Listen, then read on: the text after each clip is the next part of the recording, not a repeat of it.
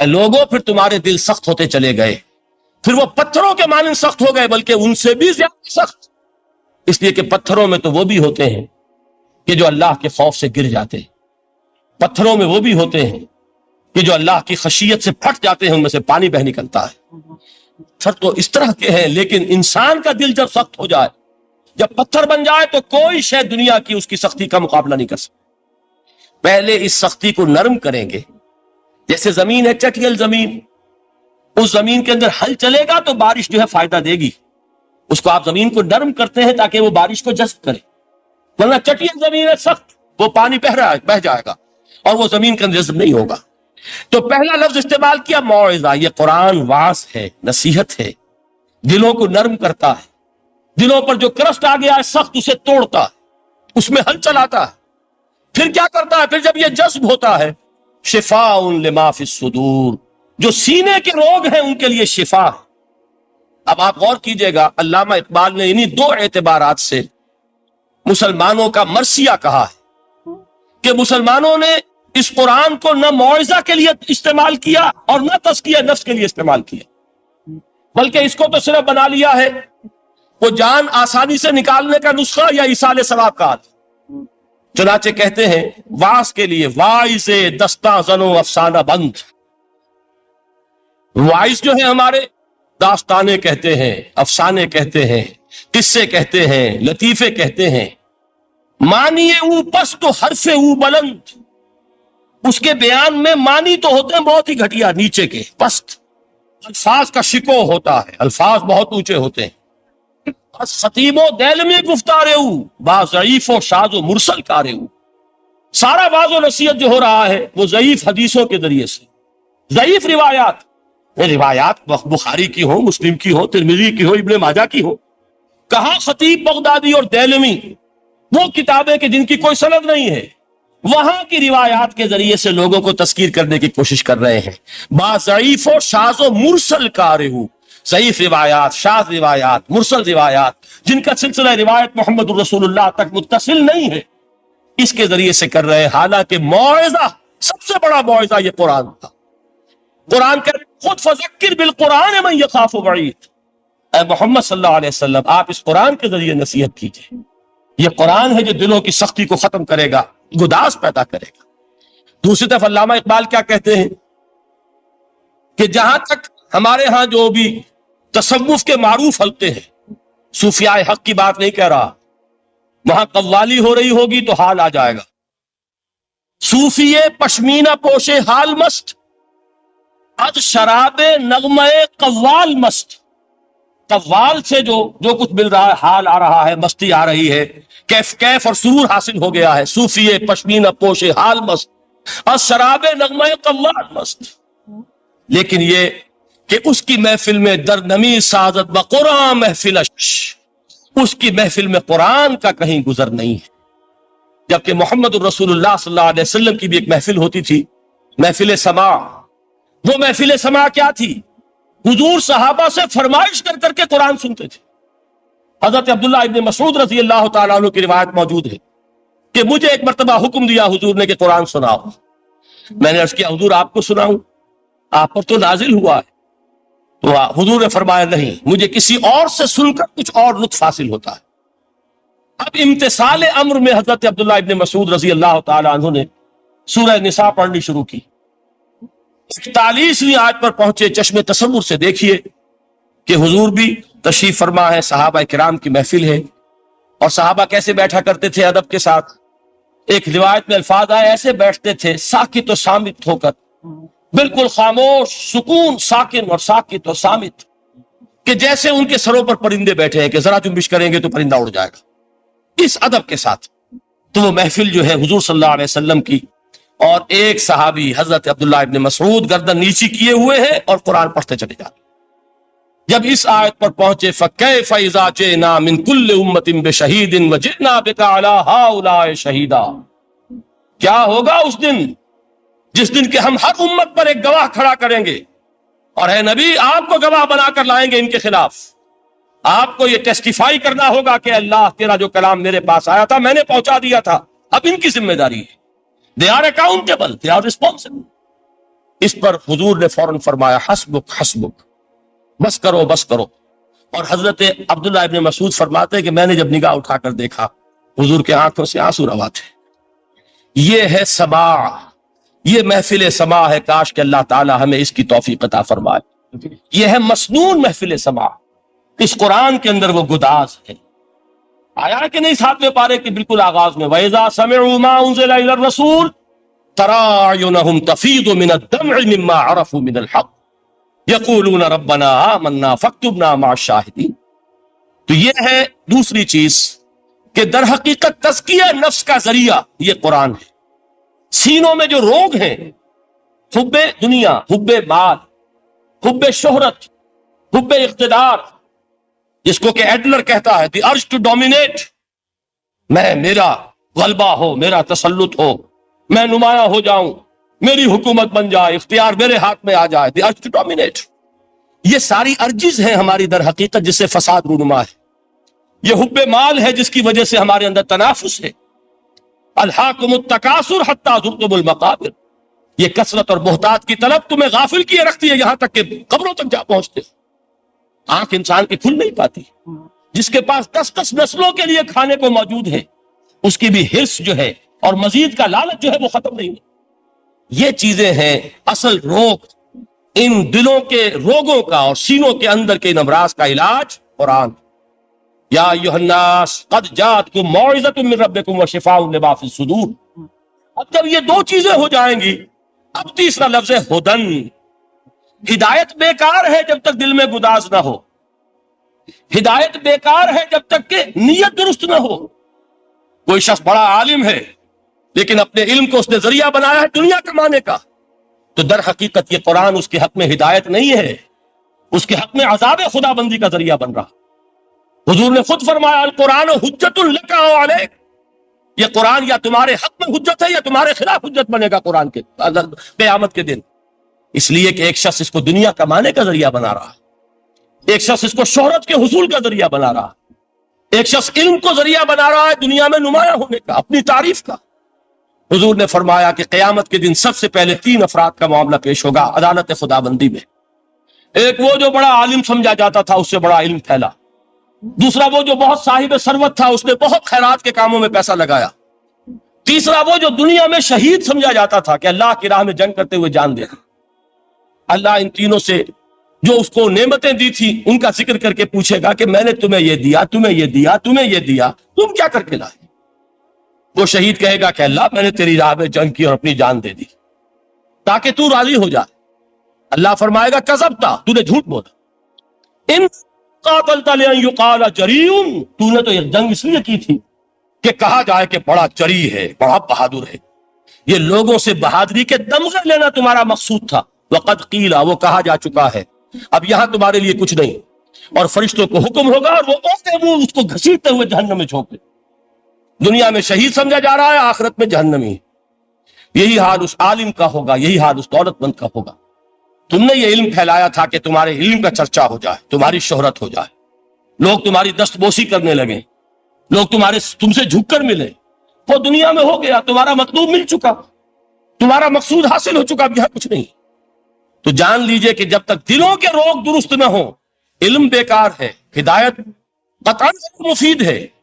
پہلے دلوں کا کرسٹ اترے، اس کی سختی دور ہو، یہ ہے موعظہ۔ دلوں کے اندر سے حب جاہ، حب دنیا، حب مال نکلے، یہ ہے تزکیہ۔ شفاء لما فی الصدور، اب ہدایت خدا بندی، اب راستہ آپ دیکھیں گے اور اس راستے پر چلیں گے۔ یہ ہدایت جو ہے دنیا میں، یہی آخرت میں رحمت کی شکل میں ظاہر ہوگی۔ جنہوں نے اس قرآن کی ہدایت سے فائدہ اس دنیا میں اٹھایا، آخرت میں رحمت خدا بندی کی بدلیاں ان پر سایہ کرے۔ ایک حدیث میں تو باقاعدہ الفاظ آئے ہیں کہ سورہ بقرہ اور سورہ آل عمران یہ 2 بدلیوں کی صورت میں ظاہر ہوں گی میدان حشر میں، اور ان لوگوں پر سایہ کریں گی کہ جن کو ان سے بڑی محبت تھی۔ یہ 4 الفاظ نوٹ کر لیجئے اسی ترتیب کے ساتھ۔ یا ایھا الناس قد جاءتکم موعظۃ من ربکم وشفاء لما فی الصدور وہدی للمؤمنین قل بفضل اللہ وبرحمتہ، اے نبی کہہ دیجئے یہ اللہ کا بڑا فضل ہے، لوگوں سمجھو، اس کی بڑی رحمت کا ظہور ہوا ہے اس قرآن کی شکل میں۔ اس کی رحمت کا مظہر عطم قرآن ہے، اس کے فضل کا سب سے بڑا ثبوت قرآن ہے۔ فَبِذَالِكَ فَلْيَفْرَحُوا، اس پر انہیں خوشیاں منانی چاہیے۔ اترانا ہے تو اس پر اترائیں کہ اتنی بڑی دولت ہمارے پاس ہے، اتنا بڑا احسان ہے جو اللہ نے ہم پر کیا ہے۔ فَبِذَالِكَ فَلْيَفْرَحُوا هُوَ خَيْرٌ مِّمَّا يَجْمَعُونَ، جو چیزیں یہ جمع کرنے کی فکر کر رہے ہیں ان سے کہیں زیادہ قیمتی یہ قرآن ہے۔ کاش کہ یہ دو آیات ہی ہمارے قلب کے اوپر یہ کندہ ہو جائے۔ پہلی بات میں نے عرض کی تھی، اس کا شعور ہر ایک کے لیے ممکن نہیں، اس کا باطن بیدار ہو چکا ہو۔ لو انزلنا هذا القرآن على جبل لرأيته خاشعا متصدعا من خشية اللہ، جن کی ارواح بیدار ہو چکی ہوں وہ قرآن کی اس تاثیر کو محسوس کریں گے۔ لیکن یہ دوسری چیز ہے کہ جو ہمارے لیے پریگمیٹک پہلو سے، عملی اعتبار سے، افادے کے اعتبار سے یہ چار الفاظ اور رحمت اور فضل خدابندی کا سب سے بڑا مظہر، اور خوشیاں مناؤ کہ اللہ کی یہ نعمت تمہارے پاس موجود ہے۔ اب وہ تیسرا مقام ہے سورہ رحمان کا، بڑی چھوٹی چھوٹی آیات۔ آپ نے سنا ہوگا حضور نے سورہ رحمان کے بارے میں فرمایا ہے، سورۃ الرحمان عروس القرآن، یہ سورہ رحمان جو ہے یہ قرآن کی دلہن ہے۔ جیسے دلہن کو آپ خوشنما لباس پہناتے ہیں، آراستہ پیراستہ اس کو گہنے اور اس کو زیور پہناتے ہیں، تو جس طریقے سے سجاتے ہیں آپ دلہن کو، اللہ تعالیٰ نے ایک سورت قرآن مجید میں یہ ایسی رکھی ہے سورہ رحمان کہ اسے خوب سجایا ہے۔ اس میں الفاظ کا در و بست، اس کا اپنا ایک ڈیوائن میوزک ہے۔ وہ تو اللہ تعالیٰ قراء جو ہے، خاص طور پر مصر کے قراء، اللہ تعالیٰ ان پر رحمت نازل فرمائے، ان کی خطاؤں سے درگزر کرے۔ جس طرح قرآن کے انٹرنسک میوزک کو انہوں نے واضح کیا، واقعہ یہ ہے کہ اگر یہ لوگ نہ ہوتے، شیخ عبد الباسط محمد عبد الصمد، شیخ محمود خلیل الحصری، یہ لوگ کہ جنہوں نے قرآن کے اس غنا، میوزک، یہ لفظ جو ہے آپ حیران نہ ہو کہ میں یہ کچھ توہین کر رہا ہوں قرآن کی، حضور نے یہ لفظ استعمال کیا ہے، تغنو، اس قرآن کو اچھی سے اچھی خوش الحقی کے ساتھ پڑھو۔ من لم یتغن بالقرآن فلیس منا، جو قرآن کو بہتر سے بہتر انداز میں، اچھی سے اچھی آواز میں، خوش الحانی کے ساتھ پڑھنے کی کوشش نہیں کرتا، وہ ہم میں سے نہیں ہے۔ بلکہ ایک مرتبہ حضور رات کے وقت آپ گشت پر تھے اپنے ساتھیوں کے حالات معلوم کرنے کے لیے۔ حضرت ابو موسیٰ اشعری رضی اللہ تعالیٰ عنہ ایک صحابی ہیں، ان کے گھر کے پاس سے گزر ہوا، وہ رات کو تہجد پڑھ رہے تھے، کھڑے ہوئے کیف کے عالم میں قرآن تلاوت کر رہے ہیں۔ حضور کو بہت پسند آئی ان کی قرات، کافی دیر تک وہاں کھڑے سنتے رہے۔ اب انہیں کیا پتا کون سن رہا ہے۔ بالکل اسی طرح سمجھ لیجئے ایک بات یاد آئی ہے، حضور فرماتے ہیں کہ جس طرح کان لگا کر اللہ قرآن کو سنتا، کسی چیز کو نہیں سنتا۔ ہمیں نظر نہیں آتا نا، ہمیں معلوم نہیں، ہم قرآن پڑھ رہے ہیں تو سننے والا کون ہے؟ سب سے زیادہ کان لگا کر خود اللہ۔ یہاں اس لیے مجھے یاد آیا کہ ابو موسیٰ اشعری کو کیا پتا تھا کہ کون سن رہا ہے۔ اپنی کیفیت میں نماز میں تہجد میں قرآن کی تلاوت کر رہے تھے، اور ظاہر بات ہے ان کے گھر ایکڑوں میں بنے ہوئے نہیں تھے، ایک ایک کمرہ، ایک ایک کوئی حجرہ، ایسے ہی تو گھر تھے نا صحابہ کے۔ لہذا حضور پاس سے گزرے، آواز آئی، کافی دیر سنتے رہے۔ اس کے بعد آپ تشریف لے گئے، صبح فجر میں ملاقات ہوئی تو حضور نے تحسین کے انداز میں فرمایا، یا ابا موسیٰ انک قد اوتیت مزمارا من مزامیر آل داؤد، اے ابو موسیٰ تمہیں تو آل داؤد کے سازوں میں سے ایک ساز اللہ نے عطا فرما دیا ہے۔ جس طرح حضرت داؤد، لہن داؤدی مشہور ہے کہ جب وہ پچھلے پہر رات کو حمد کے ترانے الاپتے تھے، قرآن میں ہے کہ پرندے شامل ہو جاتے تھے ساتھ، اور پہاڑ وجد میں آتے تھے، پہاڑ بھی ان کے ساتھ شریک ہوتے تھے۔ تو جس طرح کا اللہ نے ان کو لہن عطا فرمایا تھا، حضور نے تحسین کے انداز میں فرمایا ہے، ابو موسیٰ اشعری اللہ نے تمہیں بھی آل داؤد کے سازوں میں سے ایک ساز عطا فرمایا۔ بہرحال قرآن مجید کا جو یہ میوزک ہے، قرآن کے الفاظ کا جو حسن ہے، جہاں تک حسن معنوی ہے وہ تو ہر لفظ میں ہے، لیکن یہ حسن ظاہری، حسن صوتی، حسن لفظی، یہ اپنے کلائمیکس پر آپ کو نظر آئے گا سورہ رحمان میں۔ لیکن قرآن میں یہ سورت اس اعتبار سے بھی ممتاز ہے، اس کی 4 آیات پر ذرا توجہ کریں گے، عجیب حقائق سامنے آئیں گے۔ جہاں یہ قرآن مجید کے حسن صوت اور حسن لفظی کی معراج ہے، وہیں اس کی پہلی 4 آیات میں 4 چوٹی کی چیزوں کا ذکر ہے، سب سے اونچی چیزیں۔ پہلی آیت کیا ہے؟ الرحمن، ایک آیت ہو گئی۔ رحمان کیا ہے؟ اللہ کا نام ہے۔ کبھی آپ نے غور کیا اللہ کے ناموں میں سب سے پیارا نام کون سا ہوگا؟ رحمان. کیوں؟ اس کا مادہ کیا ہے؟ رحمت. ہمیں سب سے بہتر جس چیز کی ضرورت ہے وہ کیا ہے؟ رحمت خدا بندی. نام اچھی طرح سن لیجئے اس حضور کے قول کو. حضور فرماتے ہیں کوئی شخص جنت میں مجرد اپنے عمل کی بنیاد پر داخل نہیں ہو سکے گا جب تک کہ رحمت خدا بندی دستگیری نہ کرے. کسی صحابی نے بڑی ہمت اور جرات کا ثبوت دیا کہ پوچھ لیا کیا حضور آپ بھی؟ جب آپ نے فرمایا کوئی شخص داخل نہیں ہو سکتا جنت میں اپنے عمل کی بنیاد پر جب تک کہ رحمت خدا بندی جو ہے وہ دستگیری نہ فرمائے. پوچھا گیا کیا آپ بھی؟ آپ نے فرمایا ہاں میں بھی. آپ اندازہ کیجئے کہ اگر محمد الرسول اللہ بھی رحمت خدا بندی کے ضرورت مند ہوں تو تاب دیگرہ چے رسد ہماری تو سب سے بڑی ضرورت رحمت خدا بندی ہے. اب یہ رحمت جو ہے قرآن مجید میں اللہ تعالیٰ کی یہ شان دو الفاظ کے ذریعے سے آتی ہے، رحیم اور رحمان. اور کوئی مادہ نہیں ہے جس سے دو نام بنتے ہوں اللہ کے، لیکن یہ مادہ ہے واحد رحمت کا کہ جس سے رحمان بھی ہے رحیم بھی ہے. رحیم صفت مشبہ ہے، رحمت دائم ہو جائے گی، مستقل ہوگی تو رحیم کہیں گے. اور رحمان اس میں رحمت کی ہے وہ شان ہے کہ جیسے ٹھاٹھ مارتا ہوا سمندر ہو، ہیجان کی کیفیت، طوفانی کیفیت، رحمت خداوندی کا طوفانی جوش، وہ ہے رحمان. آپ تو رہتے اس علاقے میں ہیں، آپ کو معلوم ہے عرب اگر بھوکا مرا جا رہا ہو تو کیا کہے گا؟ انا جوعان. پیاسا مرا جا رہا ہو انا عطشان. بہت غضبناک ہوگا غضبان. غضبان آصفہ قرآن میں آیا ہے، بہت غضبناک. رحمان جس کی رحمت جو ہے جوش میں ہے، ٹھاٹھے مارتے ہوئے سمندر کے مانے. تو یہ اللہ تعالیٰ کے ناموں میں سب سے پیارا نام. اب آگے چلیے. الرحمن علم القرآن، رحمان نے قرآن سکھایا. رحمت خداوندی کا سب سے بڑا مظہر، رحمان کی رحمانیت کا سب سے بڑا مظہر قرآن ہے. ان میں جو منطقی ربط ہے اس کو سمجھتے جائیے. اچھا آپ یہ سوچئے جو بھی انسان کو حاصل ہوا وہ کس نے دیا؟ اللہ نے. سائنس کا علم کس نے دیا؟ اللہ نے. علم آدم الاسماء کلہا، وہ علم الاسماء جو حضرت آدم کو دے دیا گیا تھا ازل میں، یہ اسی کا ظہور ہے، یہ اسی کی ایکسفولیشن ہے جو ہو رہی ہے ہوتی رہے گی ابھی. اور دوسرے علم ہے وہ کس نے دیا؟ اللہ نے دی. لا یحیطون بشیء من علمہ الا بما شاء. مخلوق میں سے کوئی اللہ کے علم میں سے کسی شے کا احاطہ نہیں کر سکتا مگر وہ جتنا اللہ دینا چاہے. لیکن یہ کہ تمام علوم میں چوٹی کا علم قرآن. نوٹ کرتے جائیے، اب چوٹی کی چیزیں جمع کیجیے. اللہ کے ناموں میں چوٹی کا نام رحمان.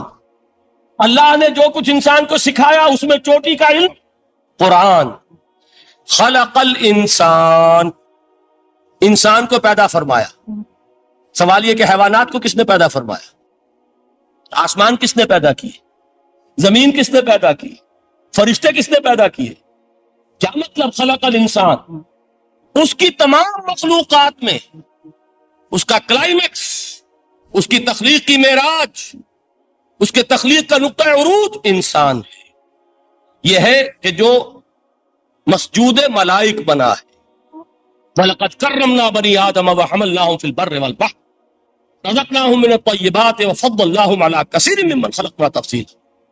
تو تخلیق میں سب سے اونچی تخلیق انسان کی، علموں میں سب سے اونچا علم قرآن کا، اللہ کے ناموں میں سب سے اونچا نام رحمان. اب آئیے چوتھی چیز، علمہ البیان، انسان کو بیان کی صلاحیت عطا فرمائی.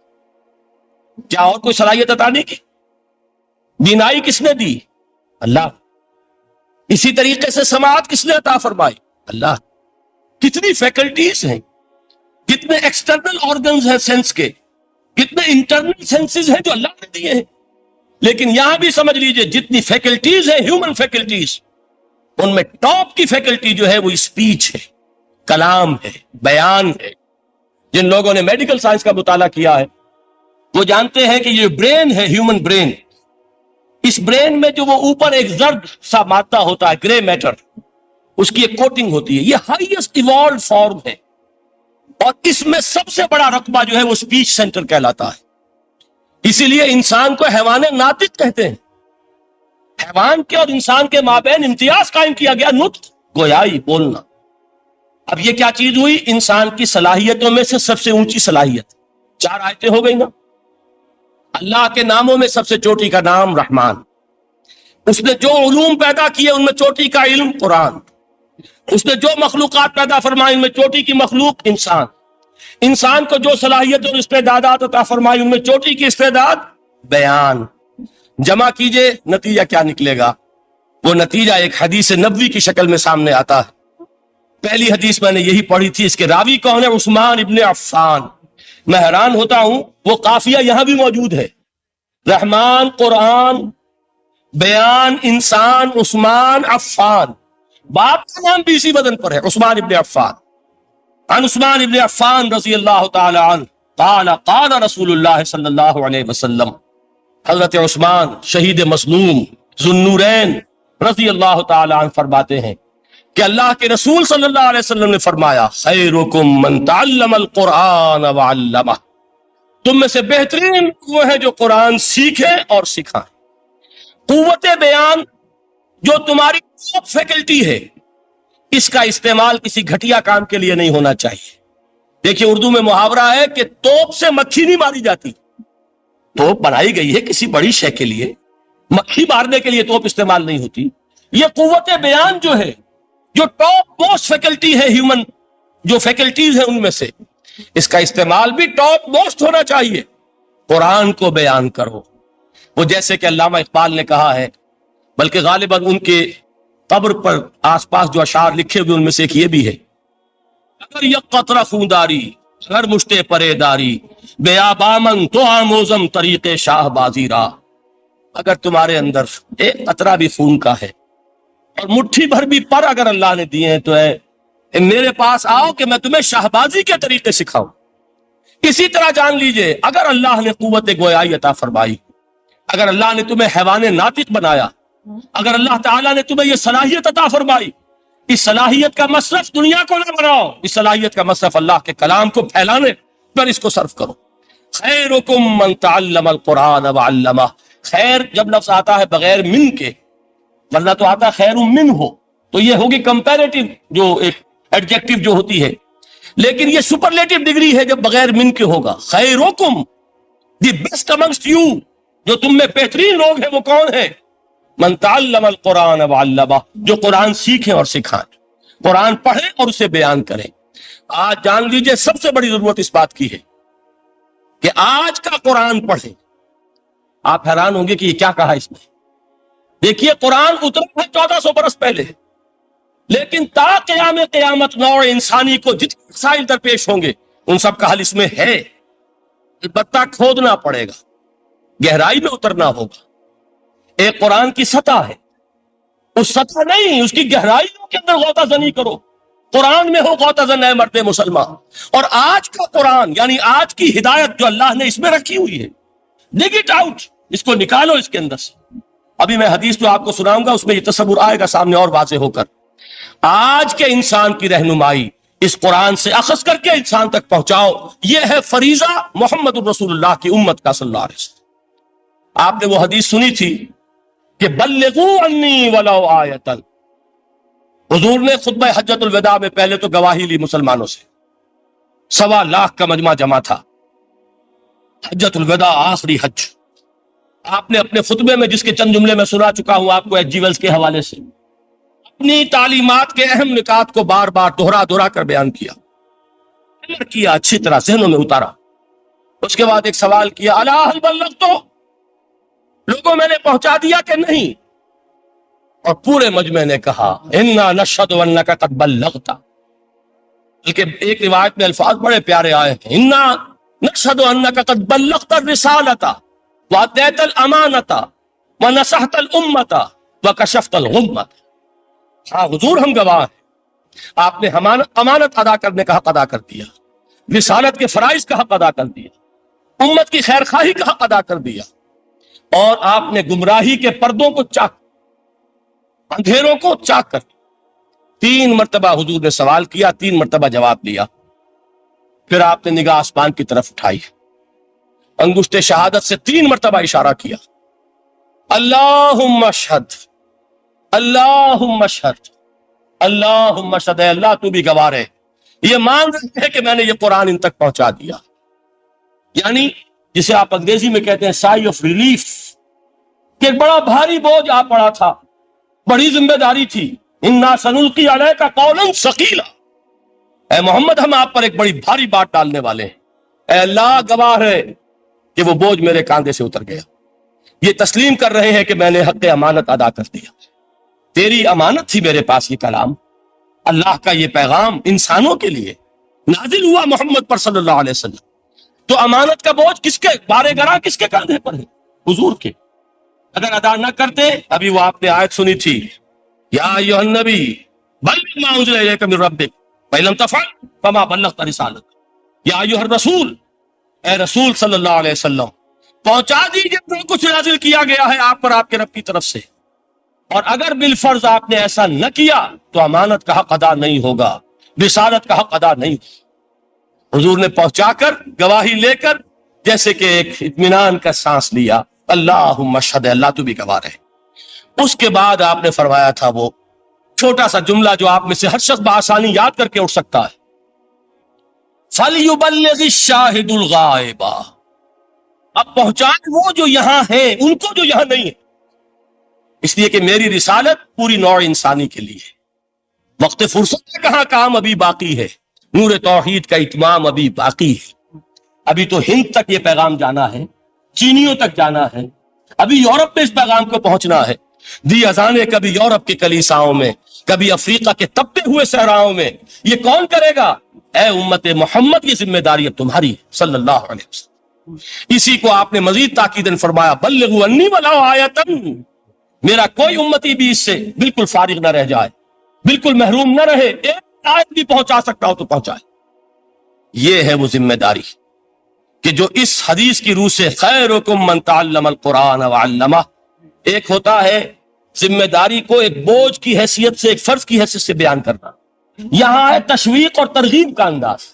کون نہیں چاہتا کہ میں بہتر سے بہتر کیریئر اختیار کروں؟ کون نہیں چاہتا کہ میری زندگی اعلیٰ سے اعلیٰ ہو؟ کون نہیں چاہتا کہ میرا وقت جو ہے اس کی بڑی سے بڑی قیمت مجھے ملے؟ کاش کہ ہمیں معلوم ہوتا کہ قرآن کا سیکھنا اور سکھانا کتنا اعلیٰ کیریئر ہے، کاش کہ ہمیں معلوم ہوتا کہ قرآن کی تبلیغ اور دعوت، اس میں جو گزر رہا ہے وہ کتنا قیمتی ہو گیا، اس کا کتنا بڑا اجر و ثواب اللہ کے ہاں ملنا ہے۔ تو خیرکم من تعلم القرآن وعلمہ، تم میں سے بہترین لوگ وہ ہیں جو قرآن سیکھیں اور سکھائیں۔ دوسری حدیث حضرت عمر سے مروی ہے رضی اللہ تعالیٰ عنہ، یہ پہلی روایت متفق علیہ تھی، بخاری اور مسلم دونوں میں موجود ہے، دوسری روایت صحیح مسلم کی ہے۔ حضرت عمر فرماتے ہیں، قال قال رسول اللہ صلی اللہ علیہ وسلم، ان اللہ یرفع بہذا الکتاب اقواما ویضع بہ آخرین، اللہ اب اس کتاب کے ذریعے قوموں کو اٹھائے گا اور اسی کو ترک کرنے کے باعث رسوا کر دے۔ یہ ہے اب ابد الآباد تک کے لیے، خاص طور پر مسلمانوں کے لیے اللہ تعالیٰ کا یہ قانون، اس کتاب کو لے کر اٹھیں گے سربلند ہوں گے، اس کتاب کو پیٹھ دکھائیں گے ذلیل کر دیے۔ یہ گویا کہ اب امت مسلمہ کی قسمت جو ہے وہ تلے گی اس کتاب کی میزان میں، اسی میں طے ہوگا کہ ان کے لیے عروج ہو یا زوال ہو۔ اسی کو وہ جواب شکوہ میں علامہ اقبال نے سادہ ترین الفاظ میں کہا تھا، وہ زمانے میں معزز تھے مسلمان ہو کر اور تم خار ہوئے تاریک قرآن ہو کر۔ فارسی میں اسی کو مفہوم کو جو ادا کیا ہے جس خوبصورتی سے، اس کا تو جواب نہیں ہے کہ اے مسلمان، خار از مہجوری قرآن شدی، تم جو ذلیل و خار ہو گئے ہو دنیا میں۔ ایک سوال شاعر نے کبھی کیا تھا نا، بڑا پیارا سوال تھا، کیوں ذلیل کے کل تک نہ تھی پسند گستاخی فرشتہ ہماری جناب؟ بڑا پیارا سوال ہے، جواب علامہ اقبال دے رہے ہیں، خار از مہجوری قرآن شدی، قرآن سے لا تعلق ہونے کی بنیاد پر تم ذلیل و رسوا ہوئے۔ شکوہ سنجے گردش دوراں شدی، گردش دوراں اور گردش فلک اور فلک ناہنجار اور فلک کج رفتار، اس کو خامخواہ گالیاں دے رہے ہو، اس کا خامخواہ شکوہ کر رہے ہو، شکایت کر رہے ہو، یہ تو ہے باد صبا ہی ہما آوردہ دوست، یہ تمہارے اپنے کرتوتوں کا کی صدا ہے جو تمہیں مل رہی ہے۔ تم نے قرآن کو پیٹھ دکھائی، تم ذلیل و رسوا کر دیے۔ خار از مہجوری قرآن شدی، شکوہ سنجے گردش دوراں شدی، اے چو شبنم بر زمی افتندئی، در بغل داری کتاب زندئی۔ اے وہ قوم جو شبنم کی طرح زمین پر پڑی ہے، اغیار اسے پاؤں تلے روند رہے ہیں، جیسے آپ صبح کو سیر کرنے نکلتے ہیں، سبزے پر پڑی ہوئی شبنم اسے آپ روندتے ہیں اپنے قدموں تلے۔ اے امت محمد، آج تو دنیا کی قوموں کے سامنے اسی طرح پابال ہے، سرنگوں ہے، لیکن ہوش میں آ کہ تیری بغل میں وہ کتاب زندہ موجود ہے، وہ کتاب زندہ جس میں کہ دنیا میں یہی جزیرہ نماء عرب وحشی لوگوں کا مسکن، نہ یہاں علم، نہ یہاں تمدن، نہ یہاں تہذیب، نہ یہاں تنظیم، کوئی ڈسپلن نہیں، کوئی حکومت نہیں، کوئی تہذیب نہیں، کچھ نہیں، تاریکیاں ہی تاریکیاں۔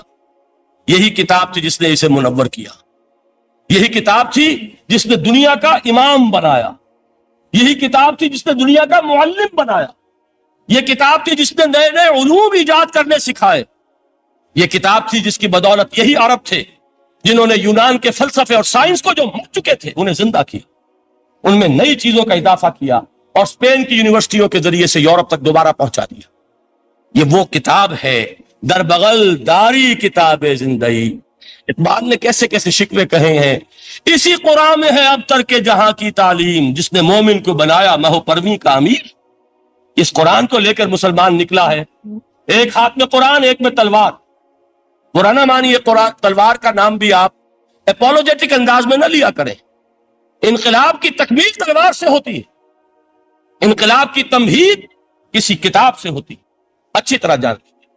کبھی انقلاب صرف کتاب سے نہیں آیا، کتاب سے ذہن بدلتے ہیں، کتاب سے فکر بدلتی ہے، کتاب سے سوچ بدلتی ہے، کتاب سے ایک جماعت تیار ہوتی ہے، ایک قوت تیار ہوتی ہے۔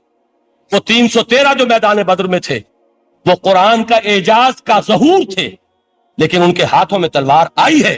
ہم اسے ڈینائی نہیں کریں گے کہ در حقیقت انقلاب محمدی کی تکمیل میں یقیناً تلوار کا حصہ، لیکن یہ تلوار ہاتھ میں لینے والے آتے کہاں سے اگر قرآن کے ذریعے سے محمد الرسول اللہ نے وہ جماعت تیار نہ کی ہوتی، وہ کام کیا ہے، یتلو علیہم آیاتہ ویزکیہم ویعلمہم الکتاب والحکمہ، وہ سارا عمل قرآن کے گرد گھوم رہا جس سے وہ جماعت تیار ہوئی۔ اور پھر اقبال نے اس کو بھی 2 جملوں کے اندر ادا کر دیا، ایک شعر کے 2 مصرے، با نشہ درویشی در ساز و دمادم زن، جو پختہ شوی خدرا بر سلطنت جم زن۔ پہلے ہے وہ نشہ درویشی، وہ فقر، وہ صحابہ کرام کے وہ راتوں کو اللہ کے سامنے کھڑے رہنا، وہ تزکیہ نفس، وہ موعظہ قرآنی، وہ تزکیہ جو قرآن کے ذریعے سے ہو رہا تھا 13 برس تک ہوا۔ اب جب ایک جماعت تیار ہو گئی، ایک قوت وجود میں آئی، تو اب اس قوت کو محمد رسول اللہ نے باطل کے نظام پر دل مارا، ٹکرایا۔ بانشہ درویشی در ساز و دمادم زن، چوں پختہ شوی بر سلطنت جم زن۔ تبھی وہ انقلاب آیا، جاء الحق وزہق الباطل ان الباطل کان زہوقا۔ تو اللہ تعالیٰ اس کتاب کو اب میزان بنا چکے ہیں، وبالحق انزلناہ وبالحق نزل، یہ قرآن کے ساتھ نازل ہوا ہے، فیصلہ کن کتاب ہے۔ انہ لقول فصل وما هو بالحزل، یہ قول فصل ہے، حزل نہیں ہے، کسی شاعر کی شاعری نہیں ہے کہ آپ نے تحسین کی تو کیا اور نہ کی تو کیا۔ یہ کتاب وہ ہے کہ اگر مانو گے تو مہو پرویں کا امیر بنو گے، اور اگر اس کو پیٹھ دکھائے رکھو گے جیسے دکھائی تم نے تو ذلیل کر دیے جاؤ گے، رسوا کر دیے جاؤ گے، جیسے کہ آج کم سے کم 300 برس سے پوری دنیا میں مسلمان ذلیل اور ساتھ۔ خار از محجوری قرآن شدی، شکوہ سنجے گردش دوراں شدی، اے چو شبنم بر زمیں افتندئی، در بغل داری کتاب زندئی، ان اللہ یرفع بہذا الکتاب اقواما ویضع بہ آخرین۔ رواہ مسلم۔ آخری حدیث جس پر کہ میں اپنی گفتگو ختم کر دوں گا، یہ حضرت علی سے ہے رضی اللہ تعالی عنہ۔ دیکھیے، ایک حدیث حضرت عثمان سے، ایک حضرت عمر سے، ایک حضرت علی سے۔ یہ سب کون ہیں؟ یہ سب ہمارے، یہ محمد الرسول اللہ صلی اللہ علیہ وسلم کی تربیت کا شاہکار۔ حضرت ابوبکر رضی اللہ تعالیٰ عنہ سے بھی ایک حدیث مروی ہے، لیکن اس کا متن مجھے یاد نہیں تھا۔ مفہوم اس کا یہ ہے کہ جس شخص کو اللہ نے قرآن جیسی دولت دی ہو اور پھر بھی کبھی اس کے دل میں یہ خیال آئے کہ اللہ نے اپنے کسی اور بندے کو کوئی زیادہ بڑی نعمت دی ہے، اس نے قرآن کی ناقدری کی۔ کسی ملینئر کو دیکھ کر اور بلینئر کو دیکھ کر کسی کا بہت بڑا محل دیکھ کر اگر تمہارے دل میں یہ خیال آیا کہ یہ دولت بڑی ہے اس دولت سے جو تمہارے پاس ہے قرآن کی، تو تم قرآن کی قدر و قیمت سے واقف نہیں، تمہیں معلوم کیا کہ یہ کتنی بڑی دولت ہے۔ یہ در حقیقت شرح ہے اسی انہی الفاظ قرآنی کی کہ فَبِذَلِكَ فَلْيَفْرَحُوا هُوَ خَيْرٌ مِّمَّا يَجْمَعُونَ، جو کچھ دنیا جمع کرتی ہے، جن کو قیمتی اشیاء سمجھ کر لوگ جمع کرتے ہیں، ان سے کہیں بڑھ کر قیمتی یہ قرآن ہے۔ تو حضرت ابو بکر سے یہ مروی، حضرت عمر سے ان اللہ یرفع بہذا الکتاب اقواما ویضع بہ آخرین، حضرت عثمان سے خیرکم من تعلم القرآن وعلمہ۔ اب آئیے حضرت علی، سیدنا علی رضی اللہ تعالی عنہ، وہ حدیث طویل ترین ہے جو مدح قرآن میں محمد الرسول اللہ سے مروی ہے صلی اللہ علیہ وسلم۔ پوری حدیث مجھے یاد بھی نہیں ہے اور اس کا وقت بھی نہیں ہے، لیکن بڑی پیاری حدیث ہے اس اعتبار سے۔ آغاز کیسے ہوا؟ حضرت علی فرماتے ہیں قال رسول اللہ صلی اللہ علیہ وسلم انہا ستکون فتنۃ، ان قریب ایک بہت بڑا فتنہ رونما ہوگا۔ حضور نے خبر دی فتنے کی۔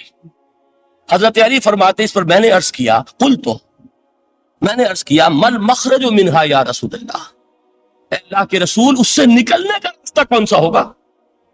دیکھیے یہ لکھا ہوا ایگزٹ، نکلنے کا راستہ۔ طور پر آپ نے دیکھا ہوگا بڑے ہالز میں یہ سرخ روشنی ہوتی ہے، اس میں اس کا اہتمام کیا جاتا ہے کہ اگر خدا نہ خواستہ کوئی حادثہ ہو جائے لوگوں کو معلوم ہو نکلنے کا راستہ کون سا، یہ مخرج۔ حضور نے خبر دی کہ فتنہ ہوگا۔ تو دیکھیے میں ایک بات عرض کیا کرتا ہوں، ذرا توجہ کیجئے، ہمارا حال کیا ہے؟ ہم بڑے ریشنلسٹ قسم کے لوگ ہیں، یہ زمانہ ریشنلزم کا ہے۔ اگر ہم ہوتے تو کیا پوچھتے؟ وہ فتنہ کیا ہوگا، کیوں ہوگا، کہاں سے آئے گا؟ ہمارے سوال یہ ہوتے، کب آئے گا، کیوں، کہاں، کب، کیسے؟ ان سب کی حیثیت علمی سوالات کی ہے۔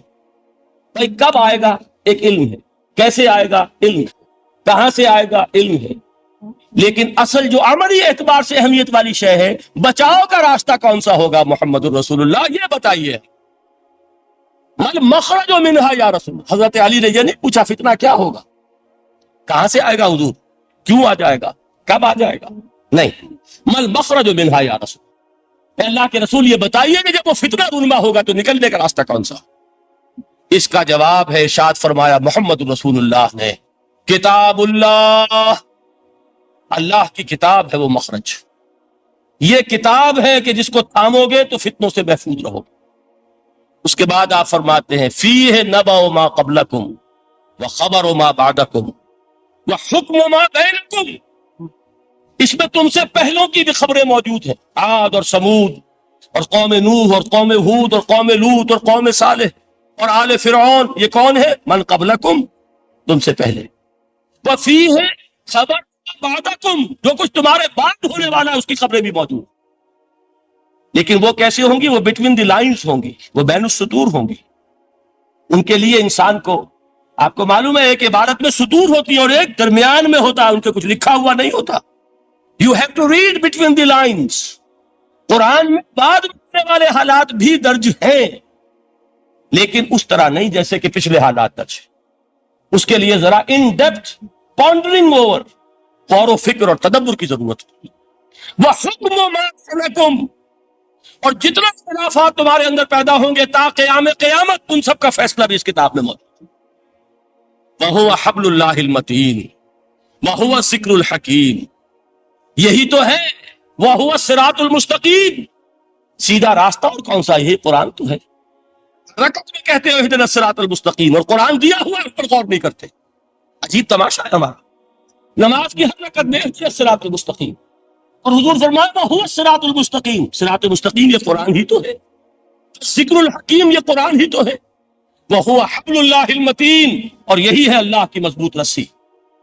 اپنے قاری صاحب سے وہ آیات سنی سورہ آل عمران کی، وَاعْتَصِمُوا بِحَبْلِ اللَّهِ جَمِيعًا وَلَا تَفَرَّقُوا، اللہ کی رسی کو مضبوطی سے مل جل کر تھامو اور تفرقے میں مبتلا نہ ہو۔ تفرقہ ہوگا تو کیا ہوگا؟ تمہاری ہوا اکھڑ جائے گی۔ آپ کو معلوم ہے دول عرب یہ یکجا ہو جائیں، ایک دن کے لیے اسرائیل قائم نہیں رہ سکتا، امریکہ میں امریکہ کا باپ اسے قائم نہیں رکھ سکتا۔ اگر امت عرب ہی جمع ہو جائے عالم اسلام تو بڑی شے ہے، جو وسائل ان کے پاس ہیں، جو اللہ تعالیٰ نے ان کو نعمتیں عطا فرمائی، لیکن افتراق، انتشار، اختلاف، جتھے بندی، گروہ بندی، دھڑے بندی، اس نے اسرائیل کا خنجر ان کے سینے میں پیوست کیا، اس لیے کہ فَتَذْهَبَ رِيحُكُمْ، اگر تم اختلاف کرو گے تو تمہاری ہوا اکھڑ جائے گی، آج وہ ہوا اکھڑ چکی۔ تو فرمایا وَاعْتَصِمُوا بِحَبْلِ اللَّهِ جَمِيعًا وَلَا تَفَرَّقُوا، اللہ کی رسی کو مضبوطی کے ساتھ مل جل کر تھامو اور تفرقے میں مت پڑو۔ حضور فرما رہے ہیں وہ اللہ کی رسی کون سی؟ هو حبل اللہ المتین، یہی قرآن ہے اللہ کی مضبوط رسی۔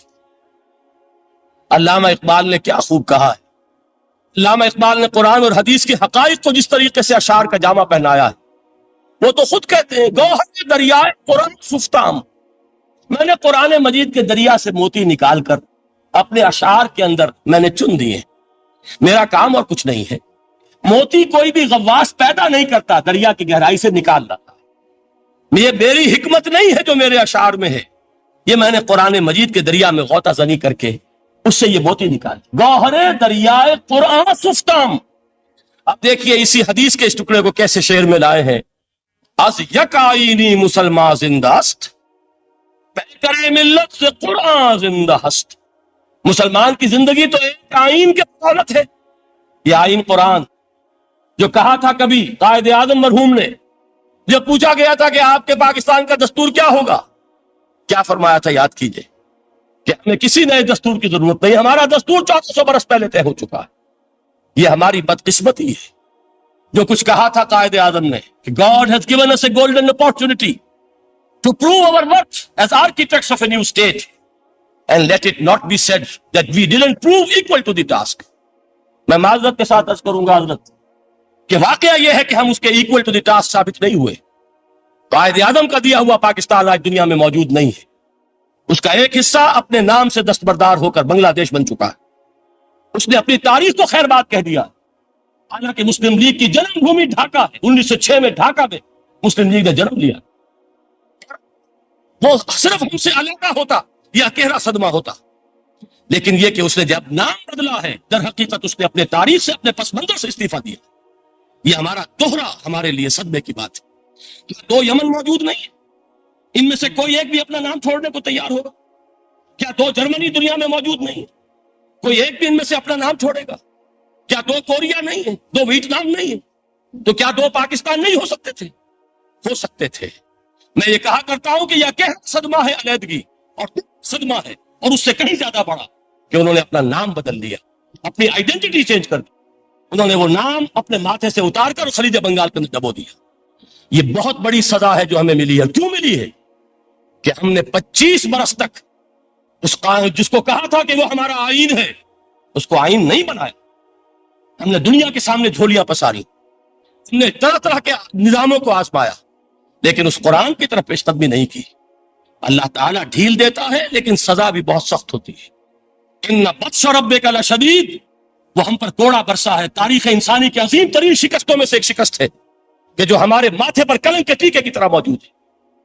اللہ کرے کہ آئندہ یہ تاریخ اپنے آپ کو نہ دہرائے، لیکن میں عرض کر دیتا ہوں آپ سے، جو ہمارے لچھن ہیں، جو ہمارا طرز عمل ہے، جو ہمارے لیل و نہار ہیں، جو ہمارا انداز ہے، اللہ کے دین کا استہزاء اور تمسخر، جس طرح اللہ کے ساتھ مذاق ہم کر رہے ہیں، اس کا شاید اس سے بھی کہیں زیادہ برا نتیجہ نکلے۔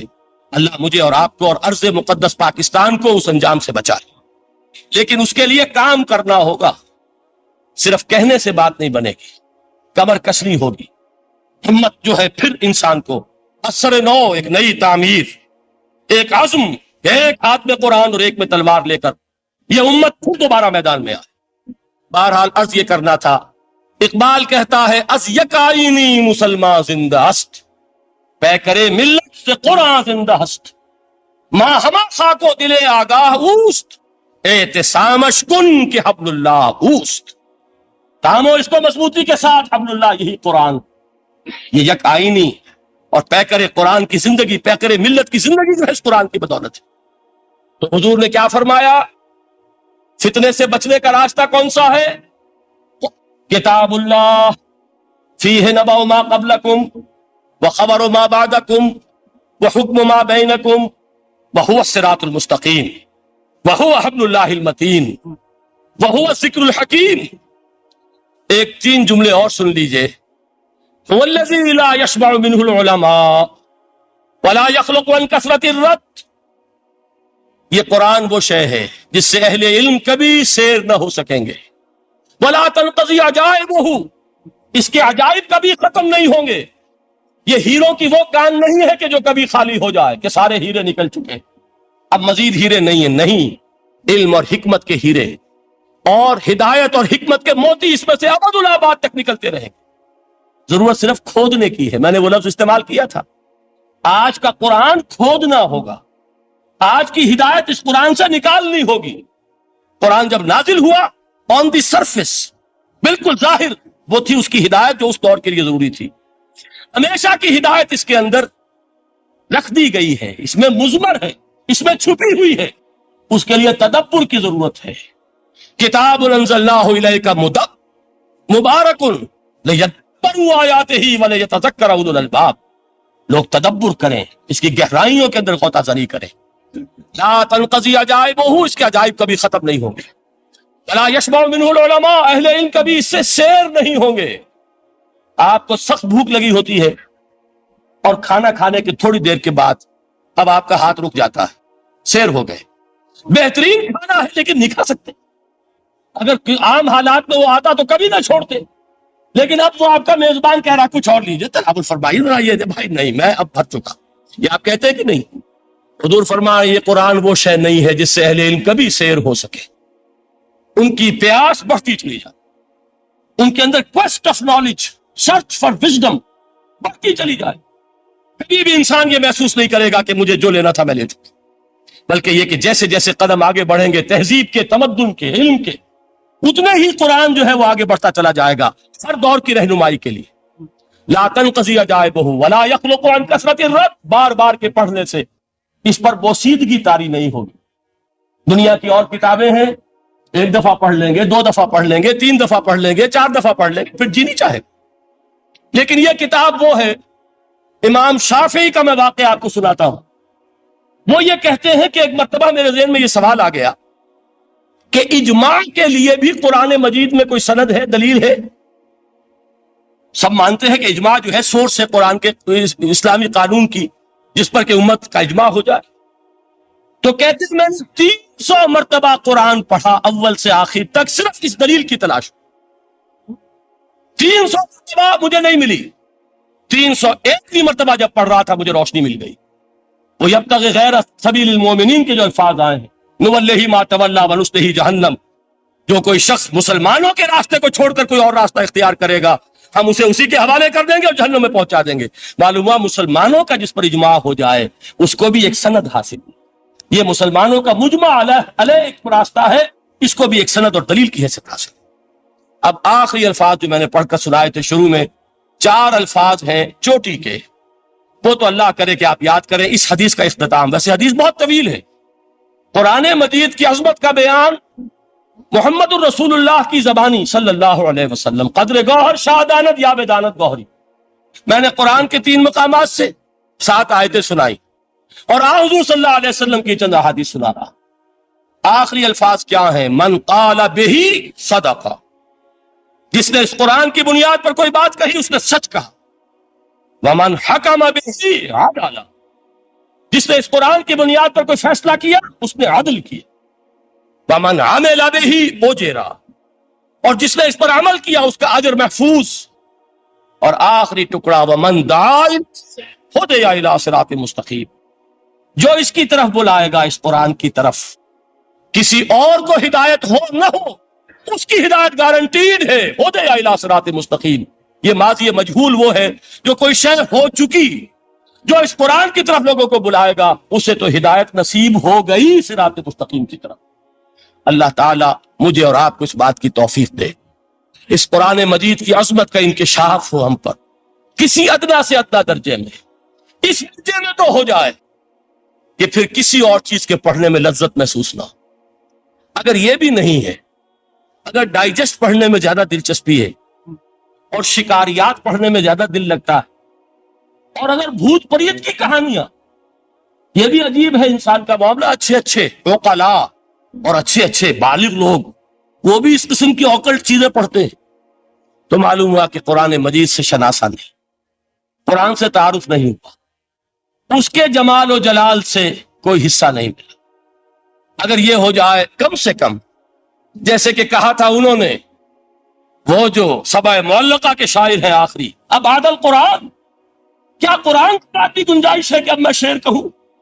اگر یہ حیثیت ہماری ہو جائے کہ قرآن کو پڑھنے کے بعد اب کسی اور شے کے پڑھنے میں لطف محسوس نہ ہو، جو چیز پڑھوں قرآن کو سمجھنے کے لیے پڑھوں، قرآن کے سمجھنے کے لیے۔ ظاہر بات ہے، میں ایک مثال دیا کرتا ہوں کہ آپ سمندر کے کنارے کھڑے ہیں، آپ سے تو بہت قریب ہے سمندر، لیکن آپ پانی لینا چاہتے ہیں تو اتنا ہی لیں گے جتنی بالٹی آپ کے پاس ہے۔ سمندر میں پانی کی کمی نہیں ہے، لیکن آپ کی بالٹی، پھول کھلے گلشن گلشن، لیکن اپنا اپنا دامن، گلشن میں پھول کی کمی نہیں ہے، میری جھولی چھوٹی ہے، کیا کروں؟ اگر آپ کا ظرف ذہنی چھوٹا ہے تو قرآن سے کتنا کچھ اس میں اڈھیل لیں گے۔ ظرف ذہنی وسیع ہونا چاہیے، آپ کے ذہن کے اندر وسعت ہو، اور یہ وسعت ذہن جو ہے یہ پیدا ہوتی ہے دوسرے علوم سے۔ آپ سائنس جتنی پڑھیں گے آپ کا ذہن وسیع سے وسیع تر ہوگا، فلسفہ جتنا پڑھیں گے ذہن وسیع سے وسیع تر ہوگا، منطق پڑھیے ذہن وسیع سے وسیع ہوگا، تیز ہوگا، شارپ ہو جائے گا۔ یہ ساری چیزیں در حقیقت پڑھنی چاہیے، کس لیے؟ ظرف ذہنی کو وسیع کرنے کے لیے، تاکہ اس میں قرآن مجید کے علم و حکمت کا زیادہ سے زیادہ حصہ ہم حاصل کر سکیں۔ اگر یہ بات ہو جائے، اور پھر خیرکم من تعلم القرآن وعلمہ، یہ تو ہوا قرآن سے حاصل کرنا۔ اب اس حاصل کرنے کے بعد اب اس کے بانٹنے والے بن جاؤ۔ سب سے بڑی دولت یہ ہے، لہذا سب سے بڑا سخی وہ ہے جو اس دولت کو بانٹ رہا ہو۔ انسان کا سب سے بڑا خادم وہ ہے جو ہدایت کے خزانے لٹا رہا ہو۔ یہ ہے سب سے بڑی خدمت خلق، یہ ہے سب سے بڑی سخاوت۔ خیرکم من تعلم القرآن وعلمہ، اللہم ربنا اجعلنا منہم، اللہم ربنا اجعلنا منہم۔ اللہ، اب آخری الفاظ جو میں نے پڑھ کر سنائے تھے شروع میں، 4 الفاظ ہیں چوٹی کے، وہ تو اللہ کرے کہ آپ یاد کریں۔ اس حدیث کا اختتام، ویسے حدیث بہت طویل ہے، قرآن مجید کی عظمت کا بیان محمد الرسول اللہ کی زبانی صلی اللہ علیہ وسلم، قدر گوہر شاہ دانت یا بدانت گوہری۔ میں نے قرآن کے 3 مقامات سے 7 آیتیں سنائی، اور حضور صلی اللہ علیہ وسلم کی چند احادیث سنا رہا۔ آخری الفاظ کیا ہیں؟ من قال بہ صدق، جس نے اس قرآن کی بنیاد پر کوئی بات کہی اس نے سچ کہا۔ ومن حکم بہ عدل، جس نے اس قرآن کی بنیاد پر کوئی فیصلہ کیا اس نے عدل کیا۔ ومن عمل بہ اجر، اور جس نے اس پر عمل کیا اس کا اجر محفوظ۔ اور آخری ٹکڑا، ومن دعا ہدی الی صراط مستقیم، جو اس کی طرف بلائے گا، اس قرآن کی طرف، کسی اور کو ہدایت ہو نہ ہو، اس کی ہدایت گارنٹیڈ ہے، ہدی الی صراط مستقیم۔ یہ ماضی مجہول وہ ہے جو کوئی شے ہو چکی، جو اس قرآن کی طرف لوگوں کو بلائے گا اسے تو ہدایت نصیب ہو گئی صراط مستقیم کی طرف۔ اللہ تعالیٰ مجھے اور آپ کو اس بات کی توفیق دے، اس قرآن مجید کی عظمت کا انکشاف ہو ہم پر کسی ادنا سے ادنا درجے میں۔